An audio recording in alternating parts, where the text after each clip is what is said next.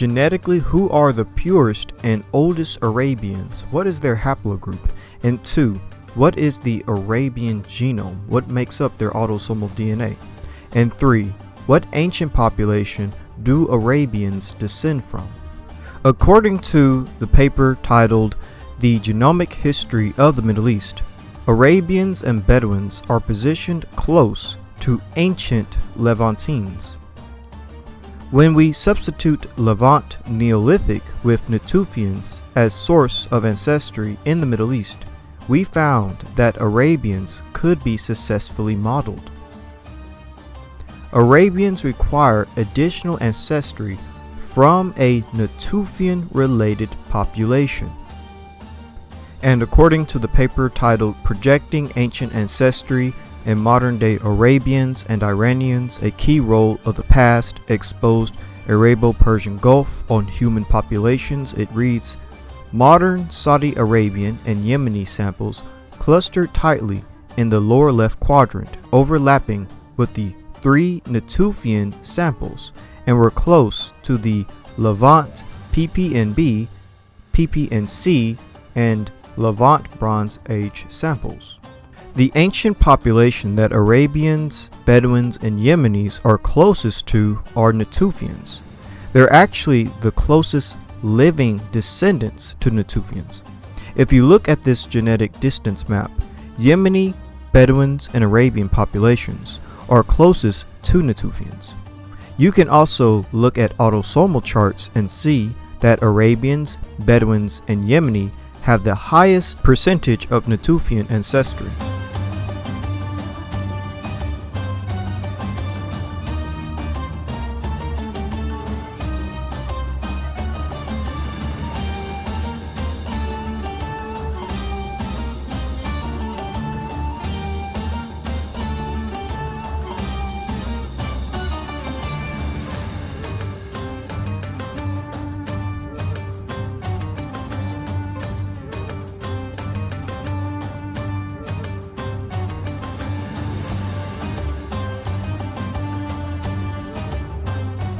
Also, when you take a look at Natufian genetic ancestry maps, it's higher in Arabia and expands outwards.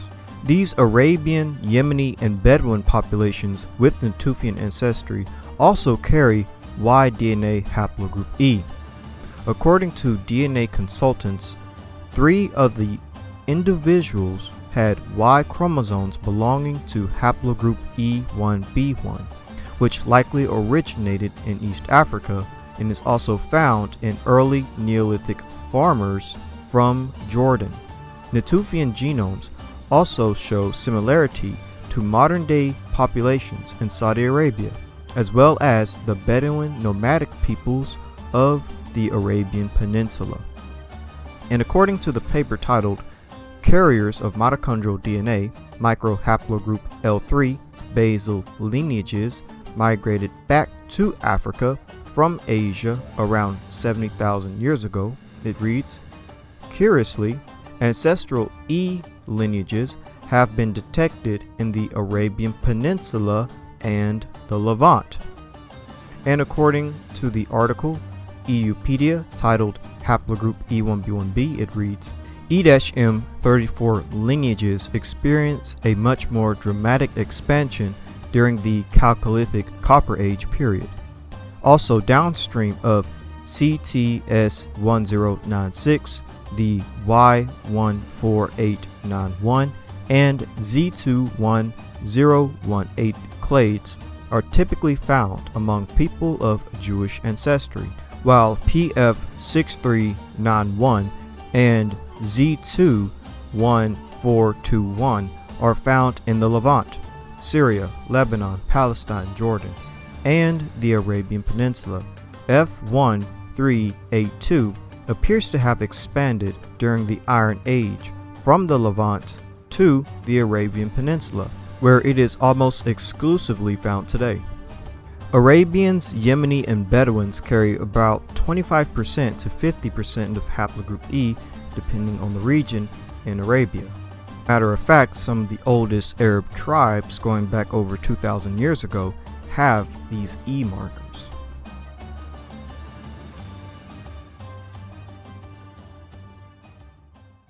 There's also the E haplogroup.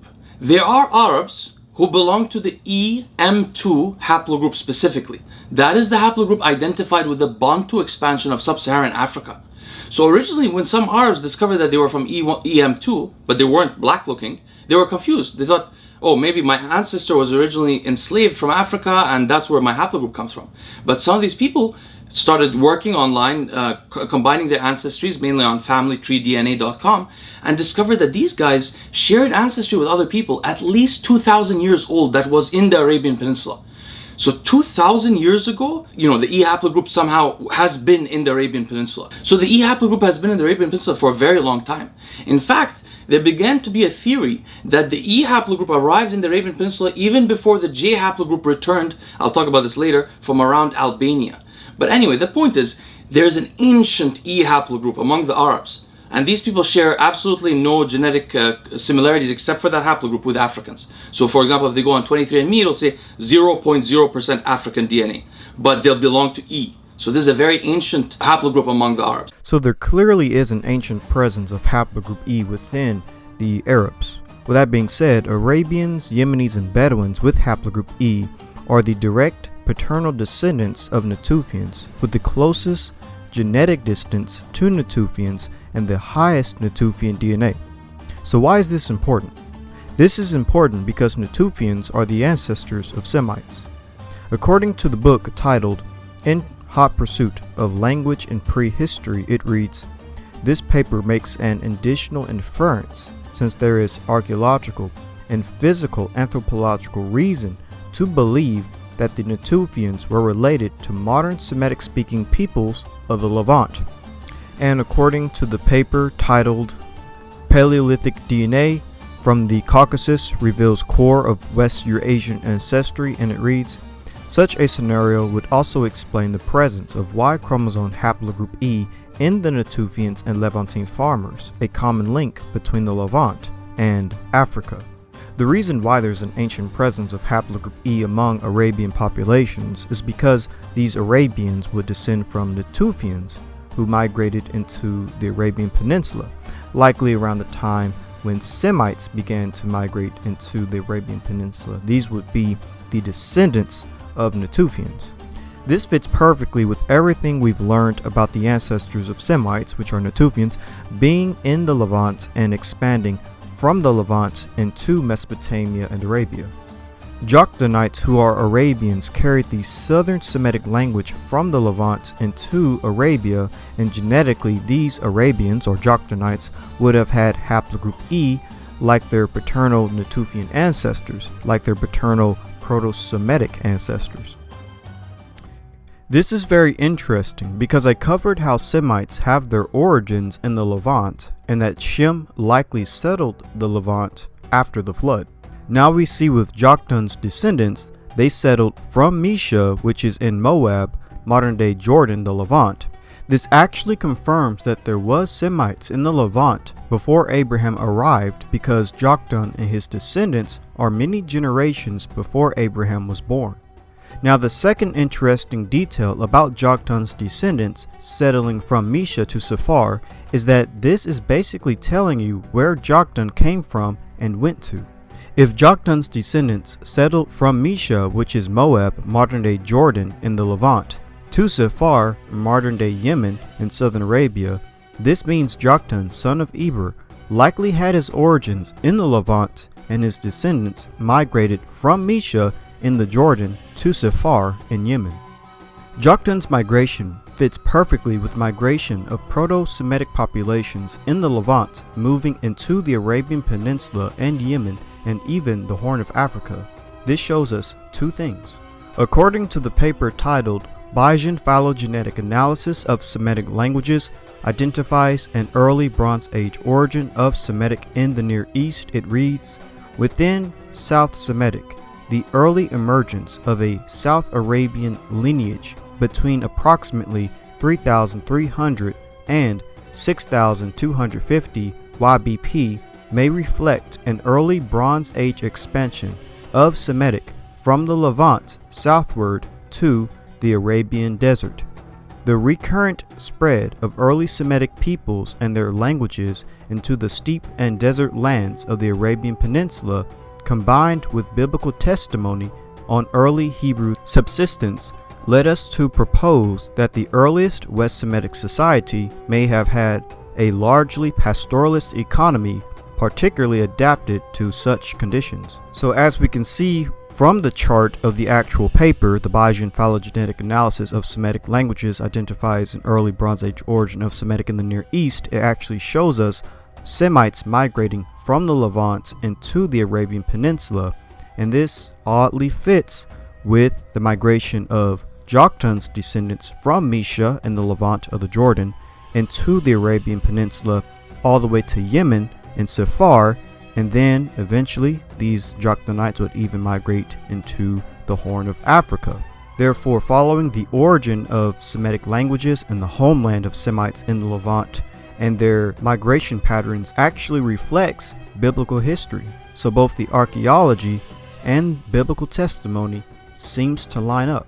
Here is a quick video that actually shows the migration of Semites from their homeland in the Levant into the Arabian Peninsula, which again fits perfectly with the Joktanites migrating from the Levant into the Arabian Peninsula.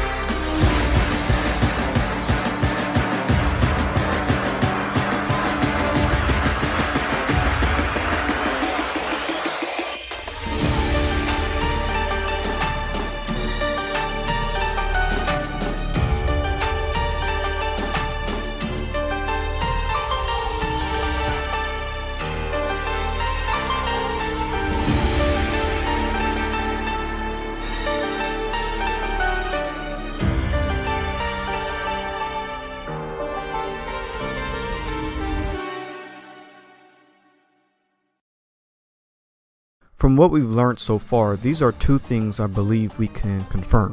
1. Semites likely have their origins in the Levant, and 2. Joktan and his descendants seem to represent ancient Arabian populations before the birth of Ishmael. With that being said, let's learn about Joktan and his descendants. Who are Joktanites? There is an Arab tribe that Joktan was the progenitor of all the purest tribes of southern Arabia. Joktan has been identified with Quaqtan, the ancestral figure of Joktanites in traditional Arab genealogy. 3 of Joktan's descendants have connections to South Arabia. Sheba is identified with the ancient South Arabian kingdom of Saba. Hazarmaveth has been identified with the southern Arabian region of Hadramaut, and according to various biblical dictionaries, the name Hazarmeth means court of death, which reflects a meaning similar to the Arabic folk etymologies of the region. Hadoram, according to Rabbi Arya Kaplan, is interpreted as denoting the south, and it was a fortress to the south of Yemen's Siena. The terms Quaqtanite and Qatani refer to Arabs who originate from South Arabia. The term Quaqtan is mentioned in multiple ancient Arabian inscriptions found in Yemen. Arab traditions believe that they are the original Arabs. According to Britannica, people of Arabia ethnic groups. According to tradition, Arabs are descendant from a southern Arabian ancestor, Quaqtan, forebearer of the pure or genuine Arabs, and a northern Arabian ancestor, Adnan, forebearer of the Arabized Arabs. According to Bible dictionaries, Easton's Bible Dictionary, it reads, Joktan, the second of the 2 sons of Eber. There is an Arab tradition that Joktan was the progenitor of all the purest tribes of Central and Southern Arabia. According to Encyclopedia of the Bible, Joktan, a son of Eber and a brother of Peleg, and from whom 13 tribes of Arabia sprang. It is said that his descendants lived from Mesha to Sephar.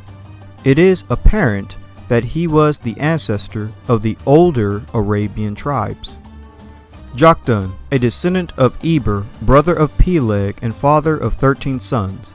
The names of some of Joktan's descendants appear to have survived at various places in South and Southwest Arabia. It has been suggested that Joktan was the progenitor of the original peoples of Arabia, as distinguished from the tribes descended from the sons of Abraham by Hagar and Keturah. According to ATS Bible Dictionary, it reads, Joktan, son of Eber, and by him connected with the Hebrews and other Shemitic families. He is believed to be the Joktan or Joktan, to whom Arabian writers trace their purest and most ancient genealogies. Joktan, also known as Joktan, Quaktan, and Kaktan. Joktan's descendants are called Joktanites. There is an Arab tradition that Joktan was the ancestor and progenitor of all the purest Arabian tribes of Central and Southern Arabia. Joktan in Arabic literature bears the name Kaktan. Joktan is described as the ancestor of several South Arabian tribes. In accordance to this statement, Arab genealogists hold Kaktan to be the first king of Yemen, and his son and successor, Yarub, the first person who spoke Arabic. This is but the legendary form of the tradition that Kaktan was the progenitor of the Southern Arabs or Arabs proper. While the Ishmaelite Arabs were originally of non-Arab stock, but pretending to be Arabs, they adopted Arab customs and intermarried with genuine Arabs, being therefore called Musta-Arabs. Another son of Kaktan was called Jarum, immigrated to northwest Arabia and founded a kingdom in the Hejaz. This tradition was probably invented at a later date in order to establish a close relationship between the northern and the southern Arabs, because it is added that Ishmael married a woman of the tribe of Jarum and became a member thereof. According to the book Antiquities, Biography, Geography, and Natural History, it reads, if the traditions of Kaktan be rejected, they are, it must be remembered, immaterial to the fact that the peoples called by the Arabs descendants of Kaktan are certainly Joktanites. His son's colonization of southern Arabia is proved by indistinguishable and indisputed identifications in the great kingdom which there existed for many ages before our era, and in later days was renowned in the world of classical antiquity, was as surely Joktanite. And according to the book Biography of the Prophets, it reads, as for the Arabs of the Arabah, they were the Arabs of Yemen, from the descendants of Quaktan. And according to the book titled Arabs in the Shadow of Israel, it reads, the common view popularized by medieval Arab genealogists is that they originated in the southern part of the Arabian Peninsula and then moved northward. This view is largely based on the claim of Muslim Arab historians that their oldest ancestor is Quaktan, whom they identify as the biblical Joktan in Genesis chapter 10, verse 25 through 26. It is fairly well known that Arab genealogists divided the Arabians into two ethnic stocks, the Arabian Arabs and the Arabized Arabs. The Arabian Arabs, according to this division, are the South Arabian stock associated with the Yemenites. They are descendant from Joktan, the form of the original stock. Genesis chapter 10, verse 25 through 26. So Joktanites, also known as Quaktun, Yaktun, or Koktun, are the pure or original Arabians. Joktanites were in Arabia before Ishmael, and Arabs of Ishmael were Arabicized. Basically, Joktanites are like true Arabians, an older population. The Joktanites also seem to have settled mostly in Yemen. In conclusion, Joktun is the son of Eber, the brother of Peleg, and Peleg is the ancestor of Abraham. Joktan's descendants lived from Mesha to Sephar, which is the Levant, to southern Arabia. Semites have their origins in the Levant and migrated from the Levant to Arabia. Joktan descendants are Arabians, Bedouins, and Yemeni populations, specifically with Natufian DNA and Haplogroup E from their Natufian ancestors. This is important because Natufians are the ancestors of Semites. This makes Haplogroup E and Natufian ancestry the Proto-Semitic genome of early Semitic populations. It's important to look at the Joktanites because they would represent the ancient and ethnic relatives to Abraham. Therefore, looking at them, we probably have a good idea as to what Abraham's genome would also look like as well, i.e. Haplogroup E and Natufian autosomal DNA. With that being said, be blessed and shalom.